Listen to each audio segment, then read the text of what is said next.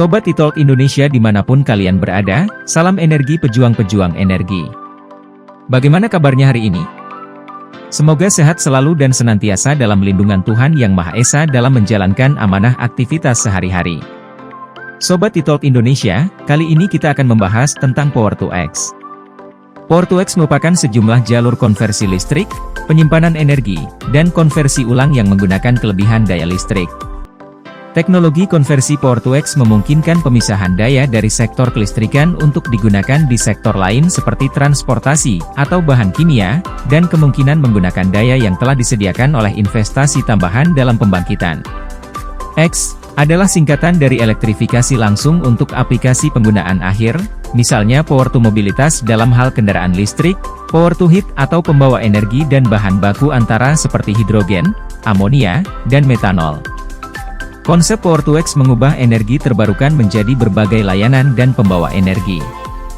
Sistem Power2X memanfaatkan kelebihan listrik yang dihasilkan oleh Renewable Energy Resources atau RES, untuk menghasilkan pembawa energi kimia berbentuk gas atau cair sebagai produk akhir. Inti dari pemanfaatan teknologi Power2X terbarukan adalah produksi H2 misalnya melalui proses elektrolisis pemisahan air. H2 yang dihasilkan dapat digunakan langsung sebagai pembawa energi karena nilai kalor yang tinggi misalnya pada sel bahan bakar. Namun, pada keadaan standarnya, H2 memiliki kepadatan yang rendah sehingga sulit untuk disimpan dan diangkut sebagaimana adanya sehingga aspek teknis dan ekonomi tambahan harus dipertimbangkan. Oleh karena itu, reaksi antara H2 dan CO2 atau N2 menghasilkan variabel X, tergantung pada produk yang diinginkan. Bersama-sama dapat bersumber dari sumber titik stasioner, sumber biogenik, atau atmosfer. Teknologi Power2X telah dipromosikan sebagai alternatif untuk pengurangan emisi CO2 dan untuk sektor kelistrikan. Teknologi Power2X ini juga digadang-gadang menjadi bentuk paling optimal dari energi terbarukan. Berbagai keuntungan yang dapat diperoleh jika memanfaatkan teknologi ini adalah produksi yang dapat terdesentralisasi, dekarbonisasi, penyimpanan energi musiman, dan juga kestabilan jaringan. Tentunya, untuk mengembangkan teknologi yang sangat efisien ini diperlukan biaya yang sangat tinggi. Ditambah lagi, seiring perkembangan zaman, fasilitas riset dan pengembangan elektrolyzer akan semakin berkembang dan tentunya akan semakin mahal. Maka dari itu, peningkatan performa dan efisiensi katalis menjadi kunci utama untuk menghemat biaya produksi yang mahal. Untuk merealisasikan hal tersebut, dilakukanlah catalyst development strategis yang terdiri dari berbagai strategi seperti phase tuning, defect engineering, direct electrode preparation, coordination tuning, dan carbon support. Berbagai sumber energi terbarukan yang ada diolah dengan teknologi elektrokimia. Proses yang dilalui berbagai sumber energi terbarukan ini sebelum berubah menjadi berbagai jenis energi seperti listrik adalah aktivasi plasma dan konversi elektrokimia. Metode elektrokimia didasarkan pada reaksi redoks yang menggabungkan proses oksidasi dan reduksi. Sistem elektrokimia terbentuk melalui reaksi elektrokimia yang ditimbulkan oleh sel elektrokimia. Sel elektrokimia terbagi menjadi dua jenis yaitu sel galvani dan sel elektrolisis. Sel galvani menghasilkan listrik karena adanya reaksi spontan, sedangkan sel elektrolisis menghasilkan listrik karena adanya reaksi yang tidak spontan.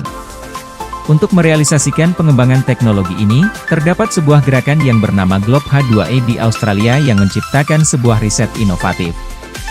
Gerakan ini juga menjadi sentra pelatihan dalam mengembangkan kapasitas dan kapabilitas untuk membangun energi hidrogen terbaru yang efektif dengan berbasis ilmu rekayasa dan kemampuan bisnis untuk memfasilitasi dan mendukung transformasi industri dalam memanfaatkan pembangkit tenaga hidrogen. Menurutnya, jika teknologi ini semakin berkembang dan terrealisasi, akan tercipta banyak produk yang dihasilkan dari energi terbarukan khususnya energi hidrogen. Mulai dari bahan bakar pemanas, bahan bakar untuk berbagai jenis kendaraan, persediaan energi yang lebih baik dan banyak, baja hijau, green steel, hingga green chemicals. Bagaimana Power2X diterapkan di kawasan industri hijau Indonesia? Kawasan industri Kalimantan Utara memiliki potensi besar untuk dikembangkan menggunakan teknologi P2X. Pemerintah sudah menginisiasi batu loncatannya melalui pemanfaatan aliran Sungai Kayan sebagai sumber pembangkit listrik tenaga air, PLTA. Namun, pembangunan PLTA umumnya membutuhkan lahan yang sangat luas. Akibatnya, dampak proyek tersebut terhadap lingkungan dan masyarakat sekitar juga amat besar. Untuk mengatasi hal ini, Indonesia dapat mengganti teknologi PLTA konvensional dengan teknologi PLTA berbasis pompa. Teknologi ini dapat menghemat lahan dengan risiko lingkungan yang lebih kecil. Kebutuhan energi dapat ditambal dengan pemasangan pembangkit listrik tenaga surya, atau PLTS terapung di atas permukaan sungai.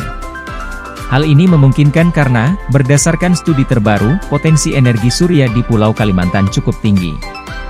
Setelah persoalan energi, hal lainnya yang perlu dipertimbangkan adalah jenis industri yang layak dibangun di Kalimantan Utara. Terkait hal ini, Sungai Kayan menjadi berkah tersendiri lantaran memiliki debit air cukup besar, sekitar 1.700 meter kubik per detik. Pelaku industri dapat menggunakan air tersebut untuk produksi hidrogen skala besar. Melalui proses elektrolisis, hidrogen dapat dimanfaatkan untuk memproduksi amonia. Produk ini dapat diserap di fasilitas industri PT Pupuk Kalimantan Timur di Bontang, Kalimantan Timur.